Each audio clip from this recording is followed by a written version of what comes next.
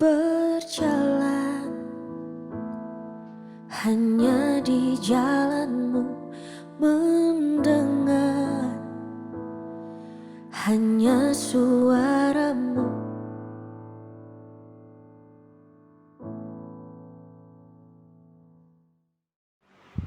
Puji Tuhan, haleluya.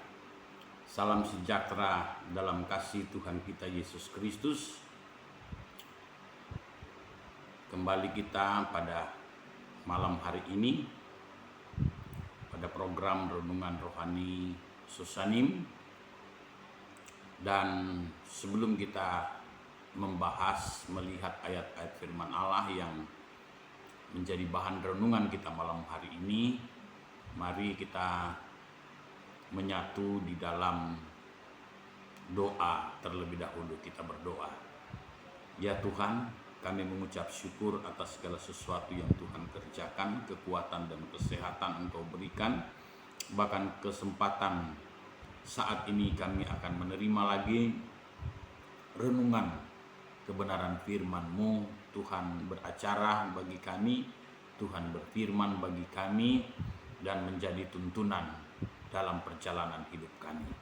Dalam nama Tuhan Yesus Kristus kami berdoa mengucap syukur. Haleluya. Amin. Puji Tuhan, saudara yang dikasihi Tuhan. Mari kita membuka Alkitab kita di dalam kitab Ibrani. Dan sebelumnya saya ingin memberitahukan bahwa ini adalah sebuah kelanjutan dari tujuan dan prioritas Allah, yaitu kepada saudara dan saya, umat manusia yang dipanggil ya untuk melayaninya. Dan saat ini kita akan melihat bagaimana peran Allah yang sangat luar biasa dalam Kristus Yesus Tuhan kita terhadap saudara dan saya, terhadap jemaatnya. Saudara, kita melihat di dalam Ibrani pasalnya yang ke-10. Yang pertama yang akan kita lihat tentang Imam Besar Agung. Ibrani 10, kita melihat ayatnya, Ibrani 4. Ibrani 4 ayatnya yang ke-15. Dikatakan di sana, karena kita sekarang mempunyai imam besar agung yang telah melintasi semua langit, yaitu Yesus Kristus anak Allah, baiklah kita teguh berpegang pada pengakuan iman kita. Ayat 15, sebab imam besar yang kita punya bukanlah imam besar yang tidak dapat turut merasakan kelemahan-kelemahan kita. Sebaliknya sama dengan kita, ia telah dicobai, hanya tidak berbuat dosa. Nah, ini adalah bagian ke-6 atau volume ke-6 dari tema tujuan dan prioritas Allah terhadap manusia itu sendiri, ya, anak-anak Tuhan yang dipanggil, yang percaya kepadanya. Nah, kita melihat pada kesempatan ini mengenai imam besar, seorang imam besar yang ikut turut merasakan apa yang jemaatnya rasakan, apa yang saudara dan saya rasakan. Dia terlebih dahulu merasakan, menikmati segala bentuk-bentuk keluhan secara manusia dalam dirinya. Namun firman Allah berkata, hanya dia tidak dapat berbuat dosa. Sebaliknya dengan kehidupan orang percaya, merasakan, menikmati panjangnya deritanya kesusahan, kelemahan itu. Di samping itu dia dapat berbuat dosa. Jadi berbeda, sangat berbeda. Nah, bukan tidak mau dan bukan tidak pernah dan bukan tidak ikut merasakan, kata firman Allah ayat yang ke-15. Sebab imam besar yang kita punya bukanlah imam besar yang tidak dapat turut merasakan kelemahan-kelemahan kita. Bukan berarti dia tidak turut merasakan, bukan berarti dia tidak berempati dengan kehidupan saudara dan saya terhadap orang-orang percaya. Dia tahu apa yang kita alami, dia tahu apa yang umatnya alami, yang umatnya rasakan, kelemahan-kelemahan yang kita miliki. Dia sebagai seorang imam besar mengerti, sangat tahu, sangat melihat semuanya itu. Bahkan dia terlebih dahulu, kata firman Allah, sudah mengalami, sudah merasakannya, namun dia tidak berbuat dosa. Jadi perbandingannya seperti itu. Jadi kita lihat bahwa kita masih dapat berbuat dosa dalam kelengahan-kelengahan kita ketika kita mengalami kesusahan, kita mengalami derita, kita mengalami kelemahan-kelemahan. Terkadang di situ karena kita secara manusia membutuhkan kekuatan ekstra, maka banyak jalan pintas yang kita ambil, dan jalan pintas itu adalah jalan pintas yang tidak berkenan kepada Tuhan. Artinya kita dalam hal itu berbuat dosa. Jadi dia merasakan kelemahan kita, ya. Ada peneguhan firman Allah dalam 1 Korintus pasal yang ke-10.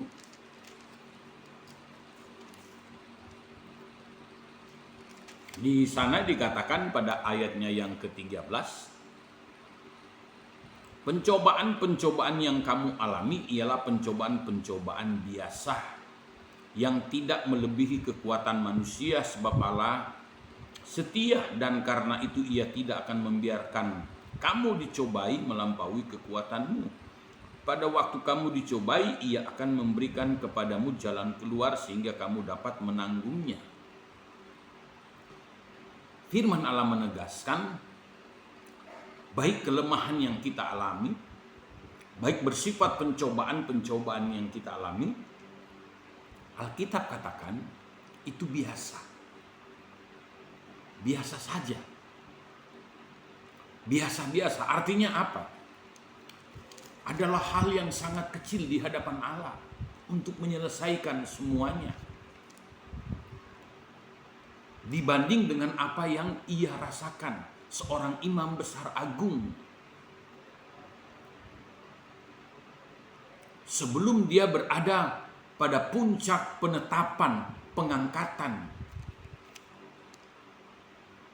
menyandang status jabatan yang mulia, sebutan yang mulia, yaitu imam besar agung. Dia telah mengalami terlebih dahulu segala sesuatu yang dikatakan di dalam Alkitab. Kelemahan, derita, penderitaan, kesusahan, kesulitan, pencobaan. Tapi di dalam perspektif Alkitab, Alkitab itu mengatakan biasa, pencobaan yang biasa. Yang kita alami saat ini adalah pencobaan yang biasa. Kemudian yang kedua, tidak melebihi kekuatan. Sudah tidak melebihi kekuatan, artinya masih ada pengharapan dalam penyelesaian pencobaan-pencobaan itu untuk mencari jalan keluar. Seorang imam besar memberikan jalan keluar dari segala persoalan pencobaan yang kita alami di dalam ayat ini.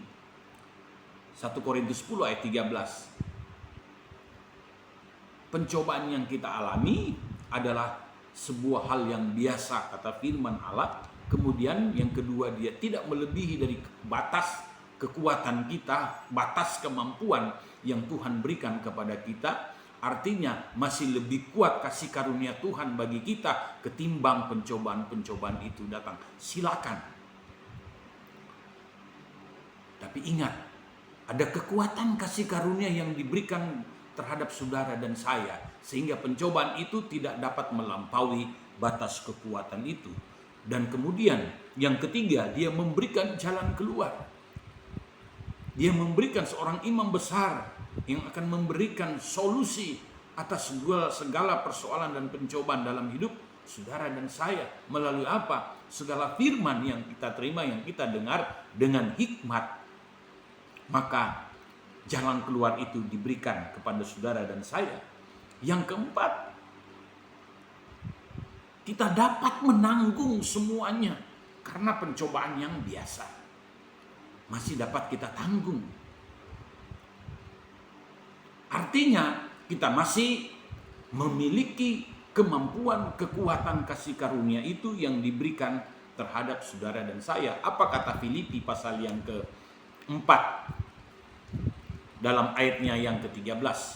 Filipi 4 ayat yang ke-13. Segala perkara dapat kutanggung di dalam Dia yang memberi kekuatan kepadaku.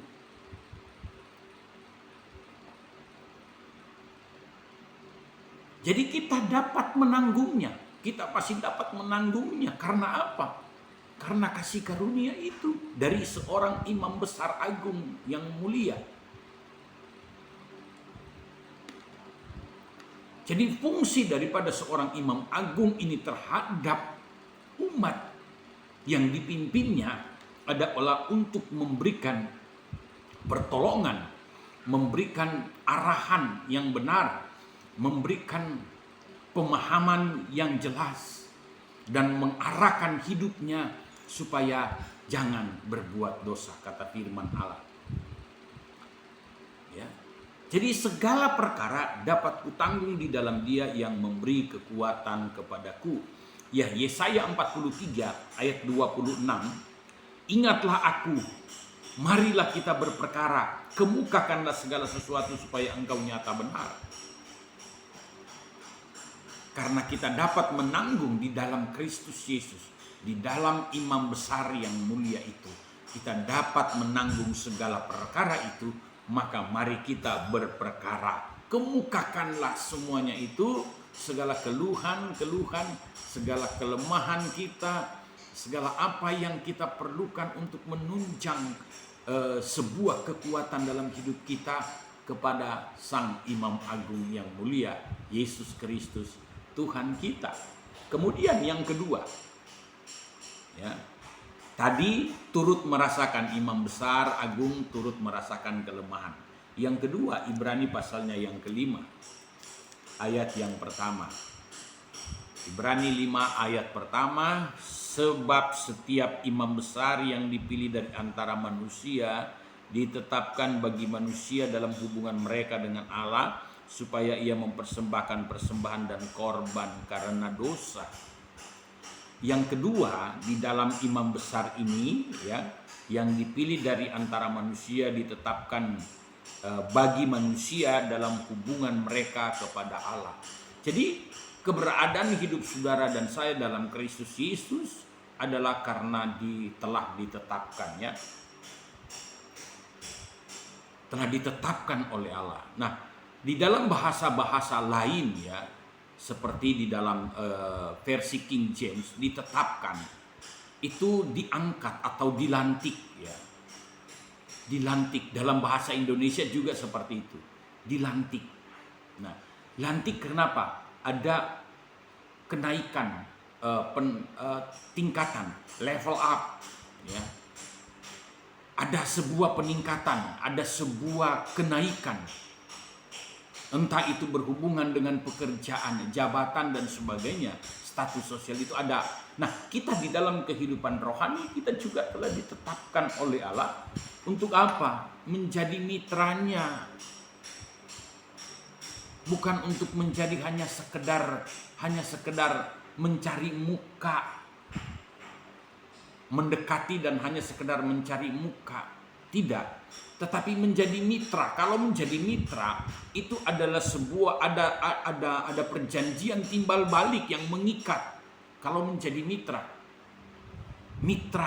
dengan Allah. Mitranya dalam hal apa? Tentunya mitra di dalam pelayanan pekerjaan Tuhan, di ladangnya. Mitra dengan Allah adalah hubungan menyangkut pekerjaan proyeknya Tuhan. Nah, itu proyeknya Tuhan. Ladang Tuhan itu bagaikan proyek. Nah, kita menjadi mitra, kita menjadi investasi di sana. Apa yang dapat kita investasikan? Hidup kita sendiri, iman kita, talenta yang kita berikan, ya, yang kita libatkan di dalam proyeknya Tuhan, dalam pelayanan pekerjaan Tuhan. Itu bentuk investasi kita. Ya, jadi seperti itu, menjadi mitra begitu. Jadi ada hal kontribusi dari kita, apa yang akan kita berikan di dalam proyeknya Tuhan itu. Tentunya kehidupan kita sendiri. Kemudian selain daripada itu, mitra itu adalah untuk membangun hubungan kita dengan Allah. Ya, ada peningkatan, ya, peningkatan hubungan rohani. Ya, iman kita semakin menjadi dewasa.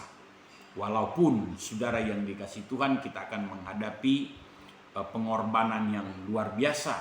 Artinya kita harus siap untuk bayar harga. Nah, imam besar ini adalah Yesus Kristus yang telah ditetapkan oleh Allah untuk saudara dan saya. Oleh Bapa. Ditetapkan oleh Bapa, Tuhan Allah yang hidup, untuk kehidupan orang percaya. Yang ketiga, Ibrani 3 ayat 1, sebab itu hai saudara-saudara yang kudus, yang mendapat bagian dalam panggilan surgawi, pandanglah kepada Rasul dan Imam Besar yang kita akui, yaitu Yesus. Yang ketiga, kita mendapat panggilan surgawi. Ya, mendapat panggilan surgawi, panggilan pelayanan, pengabdian di dalam ladang Tuhan, pengabdian kepada Tuhan secara kehidupan rohani, bahkan secara keseluruhan kehidupan rohani kita. Kemudian dengan memandang hanya kepada imam besar itu, melihat mata kita hanya tertuju kepada imam besar Yesus Kristus. Tujuan artinya kita memiliki sebuah tujuan yang mulia, satu tujuan, satu visi untuk memuliakan imam besar itu, Yesus Kristus Tuhan kita. Demikian renungan malam hari ini. Kita berdoa, kami mengucap syukur untuk renungan firman-Mu yang datang pada kehidupan kami malam hari ini. Tuhan memberkati jemaat Tuhan, Tuhan memberkati kami semua. Kami berdoa dalam nama Tuhan Yesus Kristus. Haleluya. Amin. Terima kasih, Tuhan Yesus memberkati. Salam sejahtera semua. Salam sehat. Haleluya.